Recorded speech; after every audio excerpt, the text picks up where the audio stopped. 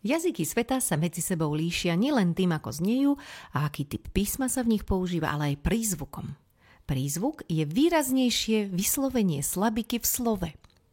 V niektorých jazykoch je prízvuk stály na konkrétnej slabike v slove, napríklad na prvej čeština, predposlednej polština a tak ďalej. V iných jazykoch je prízvuk voľný, lebo nie je viazaný na konkrétnu slabiku, napríklad chorváčtina. Existujú aj jazyky s pohyblivým prízvukom, meniacim sa napríklad, keď slovo mení tvar, v angličtine, v ruštine. V slovenčine je prízvuk na prvej slabike slova. Nazývame ho hlavný slovný prízvuk. Čiže prvú slabiku v slove vyslovíme výraznejšie a hovoríme, že je to prízvučná slabika. Napríklad noc, kniha, ruka, stolička, kvetináč, kukurica, spravodlivosť, matematika, nedokonalý.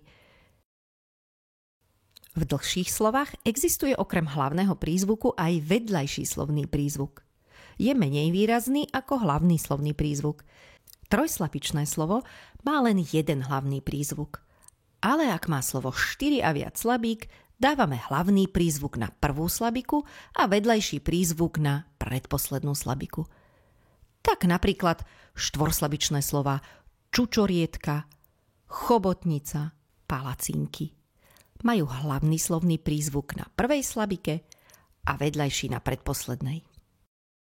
Päťslabičné slová majú tiež hlavný prízvuk na prvej slabike a vedľajší prízvuk na predposlednej slabike.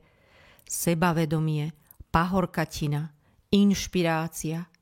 V týchto slovách sa strieda teda prízvučná slabika s neprízvučnou. Tak si to zhrnieme. Hlavný slovný prízvuk je v slovenčine teda vždy na prvej slabike bez ohľadu na počet slabík a vedľajší na predposlednej, pokiaľ má slovo 4 slabiky a viac. Ostatné docvič v cvičebnici, ktorá ťa pripraví na skúšku. Nájdeš tam aj interaktívne cvičenia, videá a testy.